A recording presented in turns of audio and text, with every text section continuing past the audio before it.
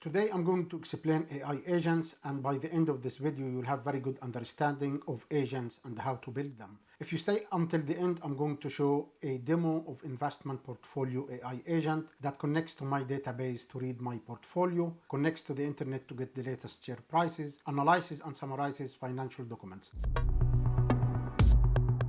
Welcome back, and if you don't know me, I've been a software developer and IT consultant for over 25 years here in London. I'm going to start by explaining some theory, and I'm going to start with the large language model itself. Large language models are very sophisticated statistical models to predict the next token. We like to think that they can think and reason, but the reality they are just statistical models to predict the answer. On their own, not very useful beyond chatting to them. They cannot interact with their environment, they cannot take actions, they cannot even remember our questions. The fact that ChatGPT remembers my questions is because OpenAI built an agent around the model itself. But the model on its own, it's basically text in, text out. They cannot interact with their environment. They cannot research the web for up-to-date information. They are only trained on a specific set of data, which most of the time is at least a few months old. So if I take the analogy of a human body, we humans, we have sensors in the form of ears, eyes, nose. All these sensors feed input to the brain, and then the brain will take action based on tools available to it. For example, hands, tongue, feet. So the brain will process any input and then take action based on that. For example, if I see a fire, my brain will give instructions to my feet to run away from the fire. An AI agent is very, very similar to the human body.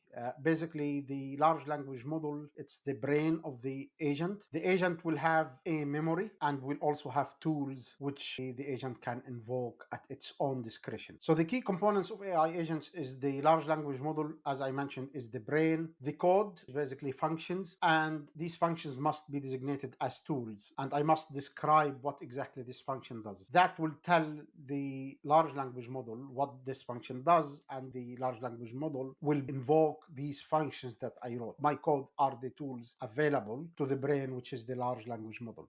And then we have the memory, which is the context. So do we need to use AI agent framework? Most of the time, if you are coding the agent yourself, yes, you need a framework because it provides context out of the box, and it provides a way to designate functions and blocks of code as tools. And some of these frameworks as well have some RAG functionality built in, where you can interrogate external data sources like videos, images, text files, PDFs, databases. Do I really need to use an agent framework? The answer is yes, if you are coding the agent yourself. If you are just interrogating the model, like back and forth asking questions, probably you don't need to use a framework, because all you are doing is just asking questions and getting the response. So I wouldn't really consider this an agent. If you are using an automation framework like N8N, where you can visually build the agent, again, you are not coding anything. Again, you don't need to use a framework. What framework to use? There are lots of frameworks available on the market. LangChain was the first one. It used to be popular. It's hardly used for new projects, mainly because it comes with lots of abstractions. Two frameworks from Microsoft, AutoGen and Semantic Kernel. I would use Semantic Kernel if I want to, for example, write my agent in C#. Crew AI is another very good framework. Small Agents from Hugging Face is very compact, very easy to use framework. I personally use LlamaIndex. The reason being is LlamaIndex started as a RAG framework, not an agent framework. And so it's very powerful to interrogate external sources of data, any source of data. In enterprise environments, usually this is very important, and this is basically the essence of any agent I build. And that's my choice. But again, all these frameworks are good. You are free to pick whatever you want, and all of them will basically enable you to build AI agents. Most of them implement this pattern, which is called the React pattern. So the React pattern is basically thinking about the problem, then taking action, which is basically invoking a tool inside your agent. And then there is a phase of evaluation and observation, where you see if the results you have is the final result, or if you need to invoke another tool to get to the final result. The demo I'm doing today is basically an investment portfolio assistant, which will answer my questions about my portfolio. It will generate insights and recommendations. Will be able to access my database, which is a SQL Server database, and also interact with Yahoo Finance API to get the latest share prices. It will also analyze and summarizes some financial reports that are fed to it. Technical architecture, I've got an Angular front end, I've got a Python API and a LlamaIndex agent, as I mentioned, a local vector DB, and I've got the API to get the market data and also a connection to my portfolio database.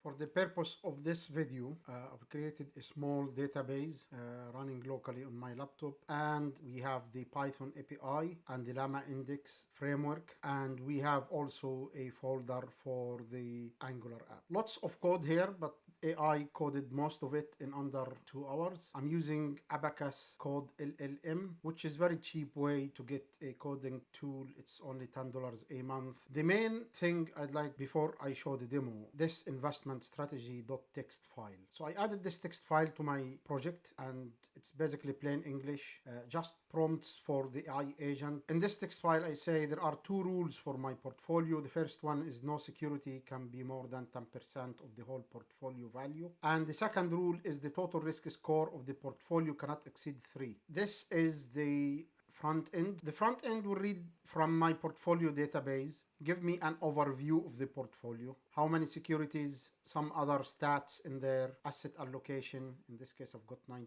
equity, 10% fixed income. And then it will read the file, the text file as I mentioned, and will tell me, after analyzing my portfolio, that I've got 2 violations of the rules. So basically, I've broken both rules. So these 3 securities have more than 10% weight of the portfolio, and also the portfolio risk score is 3.8 when the max I set up was 3. This is just a list of my holdings. It's straight from the database displayed here in the front end. And then we have this agent chat, where we can chat to the agent and basically ask it anything. So I'm going to ask, what are your recommendations to fix the violations, basically. So I've set up 2 rules and I've broken both of them, and I want to see what the agent will suggest I do. I'd like to say that this agent is running locally on my laptop, but I'm talking to OpenAI in the cloud using an API key. So I'm not hosting the large language model locally on my laptop. The agent itself runs on the laptop, but I'm talking to the OpenAI large language model in the cloud. I'm using 4.0, but you can switch to any model you like. So here are the recommendations to fix. One is reduce the position in these securities that are over the max. And the second suggestion for the risk score is reduce exposure to high risk assets, which basically means sell my equity, my stocks, and buy bonds instead, because bonds have lower risk. So you can see the answer is right. I'm going to ask another question. What is the current price for Google? And the current price is 20174. What was the day low? The last section is the section where I analyze companies. So in my code, I created a folder and I dumped 3 PDFs there. So this is the Microsoft PDF. I'm not going to read 66 pages. Let's select Microsoft and ask it to analyze the financial report for Microsoft. And here the result, it's basically telling me what is the revenue, the net income, earnings per share, risks, and future outlook. So briefly, this is the AI agent. It's reading my database, analyzing my portfolio, responding to any questions I'm asking, connecting to the internet to get latest share price if I need to, and analyzing documents. Now, the code is pretty much standard for both back-end and front-end. The main thing here is I'm using the LlamaIndex.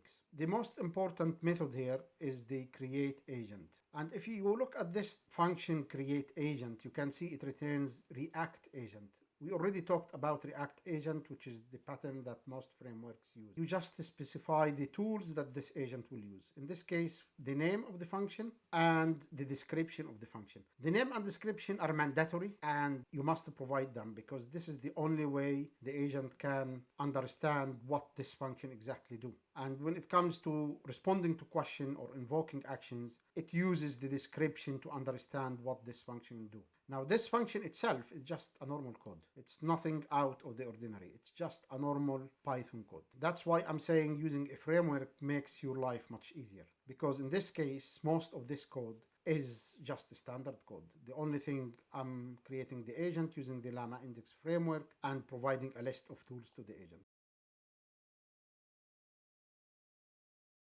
So how is this different? In standard apps, our code is deterministic. If this happens, run this. If that happens, run this. In this case, in the case of the AI agent, we don't actually make the call on what code to invoke and what code to run. The agent itself, depending on the question the agent gets, will decide what code to run. So that's the first difference. The second difference is we are using plain English to basically interact with our code and our system. The agent will understand what we say and basically run code based on that. There is no more of click this button to do this or click that button to do that. You just speak to it, write to it, and the agent will understand, will run the code, take actions based on that. If you noticed with my text file, the investment rules, we could change this text file anytime and restart the agent, and the agent behavior will change based on the plain English in this text file. We are not recompiling the code. We are not rewriting our code to change the investment rules. We just write plain English, a text file,